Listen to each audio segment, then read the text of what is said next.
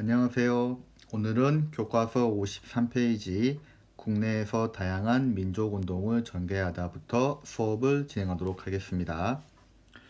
1919년 8월에 사이토가 새 총독으로 왔습니다. 1919년 3.1운동 이후에 일본은 새로운 총독으로 사이토를 임명을 했고요.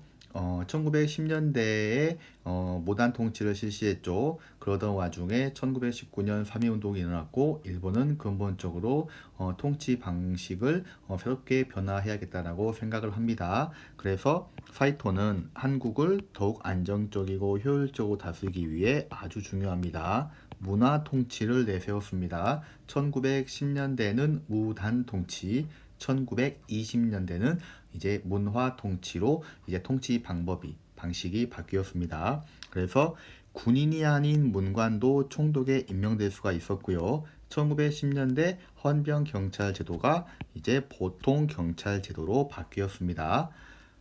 언론, 출판, 집회, 결사의 자유도 이제 일부분 허용을 해줬습니다. 그래서 동아일보, 조선일보 등 한글 신문이 발간이 되었습니다. 그런데 막상 보니까 실상은 전혀 달랐죠. 문관 출신들은 총독에 임명된 적이 없었습니다. 그리고 경찰력은 더욱더 강화되었습니다. 무슨 말이냐면, 자, 일제는 헌병 경찰 제도에서 보통 경찰 제도로 바꿨지만 경찰 수는 오히려 증가했습니다. 오히려 더 감시하는 그 눈이 더 늘어났다. 이렇게 이해하시면 됩니다. 그래서 일제는 치안유지법을 제정했습니다. 자, 치안유지법 볼게요. 일제가 통치 체제를 부정하는 운동을 단속하기 위해서 만든 법입니다. 그래서 당연히 우리 독립운동가들은 일제의 통치 체제를 부정하겠죠. 그래서 우리 독립운동가들을 많이 탄압하기 위해서 치안유지법을 제정을 했고요. 그래서 한국인을 더욱더 철저하게 감시하고 억압했습니다. 그리고 식민 통치를 비판하는 기사는 신문에 실지 못하도록 했다. 무슨 말이냐? 동아일보, 조선일보 등을 발간해 주었지만 결과적으로는 자기네들을 비판하는 기사는 신문에 실지 못하도록 했다. 그리고 중요하죠. 한국인의 단결된 힘을 분열시키기 위해 친일파를 양성했다. 이해되시죠? 자, 산미 증시 계획을 볼게요. 자, 1차 세계대전이 끝나고 나서 이제 급속한 산업화가 일어납니다. 그래서 일본의 많은 농민들이 도시로 이주합니다. 아무래도 농사 짓는 것보다 이제 그 공장에서 일하는 것이 훨씬 더 많은 돈을 벌 수 있겠다고 생각한 것이죠. 우리의 이촌향도 생각하시면 됩니다. 당연히 쌀 생산이 감소하죠. 농사 지을 사람이 없으니까요. 당연히 생산량이 얼마 안 되니까 쌀값은 폭등하게 되고 1918년 전국적으로 이제 쌀 폭동이 일어납니다. 그래서 일본은 이를 자체적으로 해결할 수가 없었죠. 그래서 눈을 식민지 한국으로 돌리는 겁니다.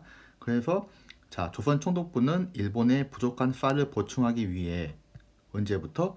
20년부터 산미 증식 계획을 시행합니다. 그래서 벼의 품종을 개량하고 저수지를 확충했다. 쉽게 이야기하면 우리 한국의 쌀 생산량을 이제 증가시키기 위한 노력을 합니다. 물론 우리 좋으라고 아니죠.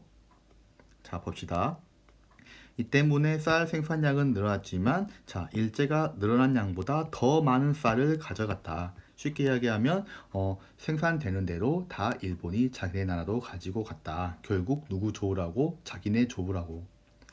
국내 식량 사정은 악화되었습니다. 일단 우리도 먹고 살아야 되는데 우리가 먹을 것 다 빼앗아 가버렸죠. 그래서 그 우리가 먹을 것은 어떻게 충당했다? 자, 만주에서 콩, 수수 등 아주 값싸고 질이 떨어진 것들을 수입해가지고 우리들의 식량을 해결하려고 했습니다. 나쁜 놈들이죠. 우리가 수확한 좋은 쌀들은 다 자기네가 가져가 버리고 우리들한테는 무엇을 줬다? 만주에서 콩과 수수 등을 수입해가지고 거의 그냥 배 굶주림을 그냥 그것을 이제는 해결하려고 했다. 그래서 결국 우리의 사정은 크게 나아지지 않았다. 다시 얘기하면 쌀 생산량은 크게 증가했지만 결국 그 생산량의 대다수는 어디로 갔다? 일본으로 갔다.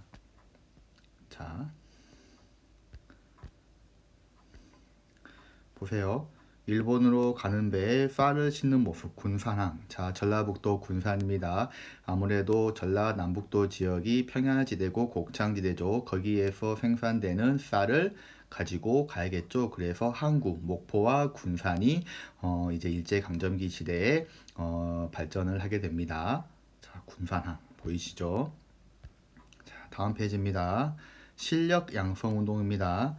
자, 3.1운동 이후에 민족주의자들은 지금 현재 자 이제 판세를 보니까 지금 당장 독립하기는 어렵기 때문에 우리가 일단 먼저 무엇을 실력을 키워야 한다고 판단했습니다. 지금 당장 일본과 우리의 국력 차이가 워낙에 크기 때문에 지금 바로 독립하기는 어렵고 우리가 일본에 맞서기 위해서 실력을 쌓아야 한다. 그래서 경제 교육 부분에서 다양한 운동을 전개합니다.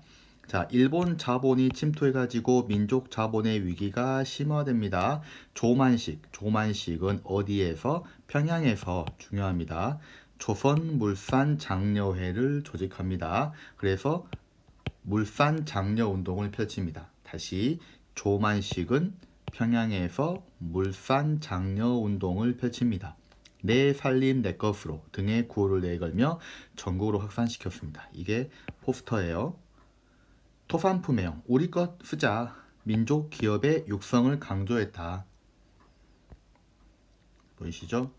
왜? 일본이 1910년대에 회사령을 통해서 우리 한국인들의 회사 설립을 신고했다, 허가했다, 허가를 통해서 통제했다. 그래서 우리의 민족 자본이 성장할 수 있는 그 계기를 아예 처음부터 싹을 잘라버렸다. 이해되시죠? 저번에 설명드렸습니다. 자, 한편 대학, 이제 교육입니다. 대학을 통한 고등교육의 필요성을 깨닫는 일부 민족주의자들은 밀립대학 설립운동을 전개했다. 밀립대학, 우리 민간인들이 만든 대학교. 이 상체들은 한민족 1천만이 한 사람씩 1원만 모아서 이렇게 우리가 우리 돈으로 대학을 설립하자라는 구호 아래 모금운동을 전개했습니다. 이에 이제 일본은 경성제국대학, 오늘날의 서울대학교입니다. 서울대학교의 전신 경성제국대학을 설립하고 모금운동을 조직적으로 탄압했습니다. 여기에 가뭄과 수해가 겹치니까 아무래도 먹고 살기 바빴겠죠. 이런 모금운동은 계속되지 못했습니다. 자, 사회주의가 이제 확산됩니다. 3.1운동 이후의 학생들을 비롯한 지식인들 사이에서 사회주의 사상이 널리 확산됩니다.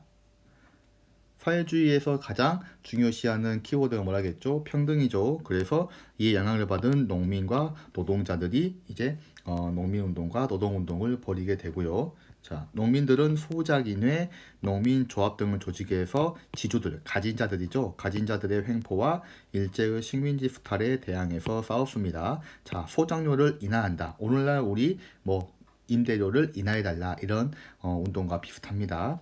소작권 이동 반대 등을 요구하는 듯 소작쟁의가 잇따라 일어났다. 소작쟁의, 투쟁이라고 생각하시면 됩니다.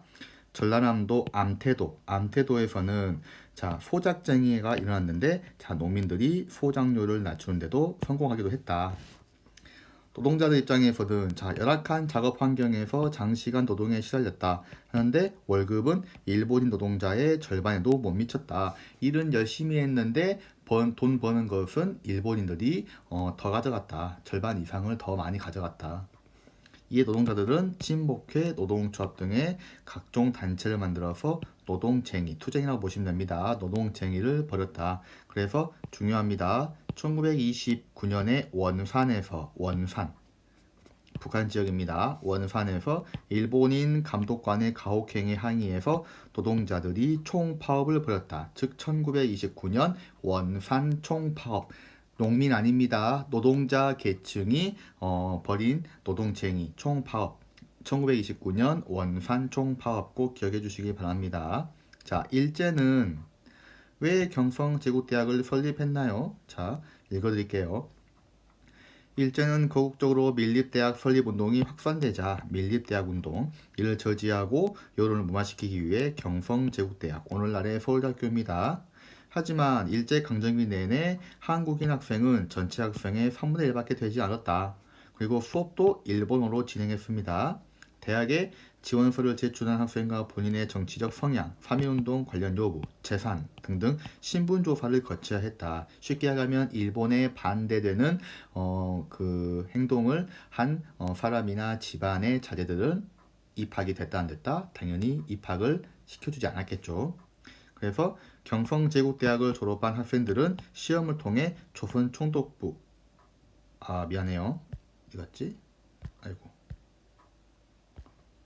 조선총독부 이제 관료가 되었습니다. 자, 일단 지금 PDF 파일 오류가 떠서 제가 일단 여기까지 마무리하고 다시 수업을 이을게요. 자, 수고 많았습니다.